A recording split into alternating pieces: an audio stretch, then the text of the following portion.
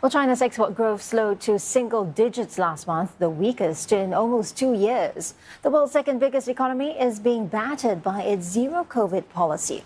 Now, factories are shuttered, there are transport curbs and congestion at key ports, taking the steam out of one of its biggest growth drivers, exports.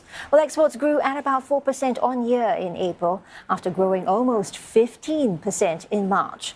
China's trade sector accounts for about a third of the country's GDP. And the weak figures show it's losing growth momentum, heightening risks of a deeper slowdown.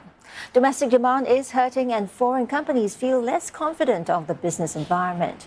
Lockdowns across the country have ensnared supply chains in major centers like manufacturing hub Shanghai. Home to the world's largest port, most of Shanghai's population have been under some form of lockdown for about more than 5 weeks. The disruptions are affecting the operations of companies from Tesla to Apple. American businesses are slashing their investments and lowering revenue projections in the country. More than half of the 121 companies polled by the American Chamber of Commerce in China have either reduced or delayed investments. And nearly 60% of them lowered their income forecasts for this year. Dan Wang, who is the chief economist at Hang Seng Bank China, warns the economy will take much longer to rebound.